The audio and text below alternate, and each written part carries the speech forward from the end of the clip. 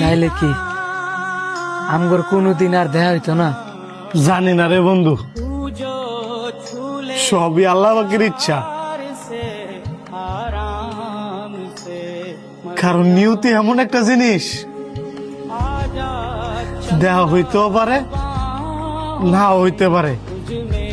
কারণ তোর ছুটি মিললে আমার ছুটি মিলতো না, আমার ছুটি মিললে তোর ছুটি মিলতো না। 2 দিন বাদে ছুটিতে বাড়িতে এলাম,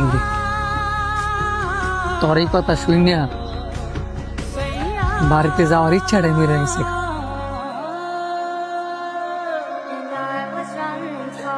আরে বুকে তুই কি করছিস সব?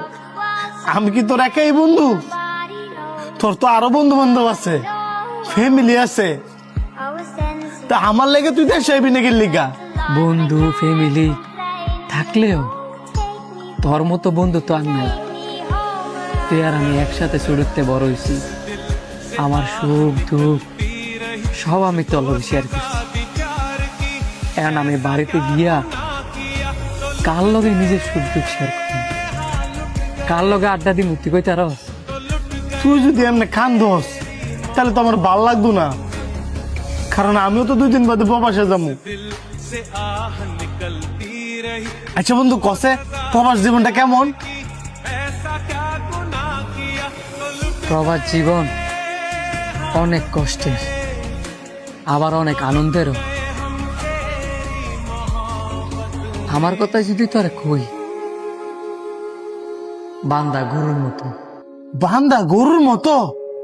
কি কস? গরুর মালিক দেওস না, গরুরে ঘাস খাওয়াবার লেগে ক্ষেতের মাঝখানে খোঁড়া দিয়ে, ঝড় নাই বৃষ্টি নাই, গরুর কিন্তু বান্ধা অবস্থায় ওই জায়গাতে থাকে, লড়ার কোনো সুযোগ নেই। সন্ধ্যা হইলে মালিক আসে, তারপর গরুরা নিয়ে যায়। তেমন একটা প্রবাসীর ক্ষেত্রে বাস দিয়ে একটা জায়গার মধ্যে নামাই দেওয়া যায়, রোদ নাই বৃষ্টি নাই, তার ওই জায়গায় কাজ করা লাগে। আবার যখন দিন শেষ হয় তখন বাস এসে তারা রুমে নিয়ে যায়। এইভাবে চলে একটা প্রবাসীর জীবন। প্রবাস জীবন এত কষ্টের?